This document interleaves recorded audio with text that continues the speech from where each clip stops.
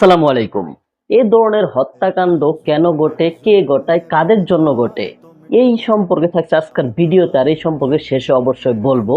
তার আগে এই যে ভিডিওগুলো দেখতে পাচ্ছেন, এখানে যে কয়জন শিশুকে আপনারা দেখতে পাচ্ছেন, প্রত্যেকটা শিশু এই পর্যায়ে তাদের হত্যাকাণ্ড করা হয়েছে, এবং কি তার সাথে যা যা হয়েছে প্রত্যেকের সাথে এসব হয়েই কিন্তু তাদের মৃত্যুটা হয়েছে। এরপরেও একের পর এক এই ধরনের কাজ হয়ে যাচ্ছে। এখানে কিন্তু অল্প কয়েকজন আপনারা দেখতে পাচ্ছেন। এই ধরনের ঘটনা বাংলাদেশে অহরহ হয়ে থাকে। হয়তো দুই একটা এরকম ভাবে ভাইরাল হয়, দুই একটা আপনাদের মাঝে সামনে আসে। আর এই ধরনের হত্যাকাণ্ড এবং এই ধরনের শিশুদের সাথে এই কাজগুলো হওয়ার জন্য যেগুলো আমাদের মাঝে আসতেছে, আমরা নেটিজেনরা প্রত্যেকটা ভিডিওর কমেন্ট বক্সে ফাঁসি এবং কি বিচারের দ্রুত দাবি করতেছে, এবং কি সরাসরি অনেকে বলতেছে দুইটা জানাজা একসাথেই হোক। জনগণের হাতে দিয়া দোক, জনগণের হাতে ওরে দিয়া দোক, জনগণের বিচার ওর মা বাপের সামনে কইরা দিব, তার মা বাপেরও শান্তি পাইব, আত্মীয় শান্তি পাইব। এই কথাটির সাথে যদি বাস্তবায়ন করা হতো, তাহলে কিন্তু আমাদের দেশে এই ধরনের ঘটনা খুবই কম ঘটতো। হতে পারে, দেখা যাচ্ছে এখন যা হচ্ছে সেই অনুযায়ী 100%, এখনের অনুযায়ী 100%। আর এই কার্যক্রম যদি সরাসরি দুইটা জানাজা এক লগে করা হতো, তাহলে কিন্তু সে সময় 1%ও থাকতো না আমার কাছে মনে হয়। আর এর জন্যই কিন্তু বর্তমান এই ধরনের ঘটনাগুলো বেশি ঘটে যাচ্ছে, একসাথে দুইটা জানাজা না হওয়ার জন্য। আর দুইটা জানাজা কার কার, আশা করি আপনারা বুঝতে পারছেন। যে হত্যাকাণ্ড ঘটিয়েছে তারও জানাজা একই সাথে পড়া দরকার এবং কি উচিত।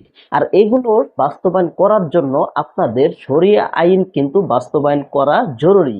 তাহলে কিন্তু আপনারা এই ধরনের বিচার সবার আগে এবং কি দ্রুত পেয়ে যাবেন। আবার অনেকে পুলিশের উপরে সরাসরি আক্রমণ বা অ্যাটাক বা যে কোনো কথা বলে তাদেরকে আক্রমণ করার চেষ্টা করতেছে। এই কাজগুলো কিন্তু সম্পূর্ণভাবে বেঠিক।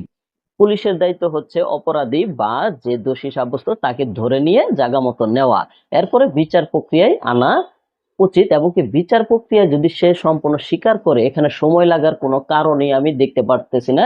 এখানে যদি সরকার চায়, সরকার দলীয় ভাবে যদি চায়, সরকার দলের লোকেরা যদি চায়, এটা দ্রুত এবং কি খুবই অল্প সময়ের ভিতরে বিচার প্রক্রিয়ায় বাস্তবায়ন করে তাকে কঠিন শাস্তি এবং কি বাংলাদেশের সর্বোচ্চ শাস্তি যেটা আছে সেটা তার উপরে প্রয়োগ করা খুবই জরুরি এবং খুবই উত্তম।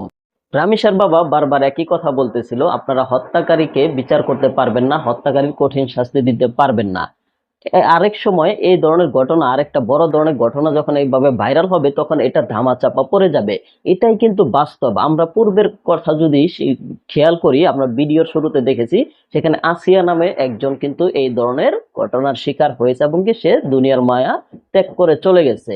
তো যাই হোক, সেই বিষয়টা কিন্তু বর্তমান ধামাচাপার ভিতরেই আছে। এখন আইন প্রক্রিয়ায় ঘুরপাক খাচ্ছে ভাই। কেন এত ঘুরপাক খাবে, সেই বিষয়গুলো উল্লেখ করে কিন্তু এই কথার সাথে সম্পূর্ণভাবে মিল হয়।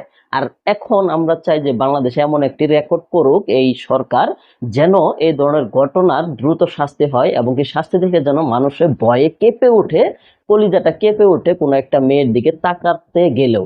এবার আসুন জানা যাক এই ধরনের ঘটনা কেন ঘটে এবং কি কেন হয়।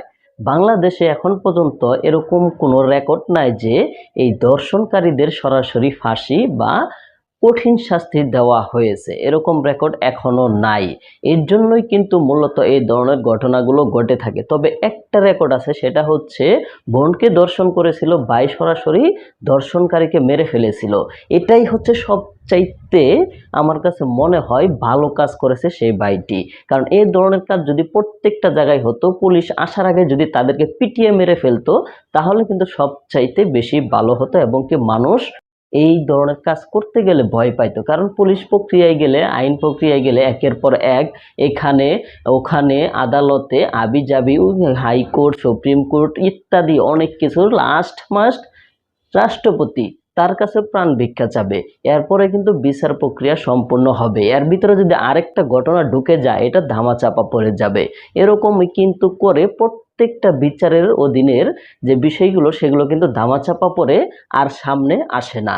এর জন্যই কিন্তু এই বিচারগুলো দ্রুত এবং কি দ্রুত হলে সবচাইতে বেশি ভালো হয়। মেন যে কথা সেটা হচ্ছে আমাদের বাংলাদেশের আইনের যে ব্যবস্থা, সেই ব্যবস্থা অনুযায়ী কিন্তু এই ধরনের ঘটনাগুলো ঘটে। অবশ্য আইন ভালো আছে, কিন্তু এখানে আইন বিক্রি হয়ে যায়, আইন বিভিন্নভাবে নিয়ম ভঙ্গ করে, আইনের লোকেরাই নিয়মটা ভঙ্গ করে, এর জন্য কিন্তু এই ধরনের ঘটনাগুলো বেশি আমাদের দেশে ঘটে। তো আজকের মতো ভিডিও এই পর্যন্তই। অবশ্যই আপনারা এই ধরনের ঘটনা দেখলে বা এই ধরনের কোনো মানুষদেরকে একটু দেখলে অবশ্যই তাদেরকে আগে থেকেই সতর্ক এবং কি যে কোনোভাবেই তাদেরকে আইন কাঠগড়ায় দাঁড়া করিয়ে দিবেন। ধন্যবাদ।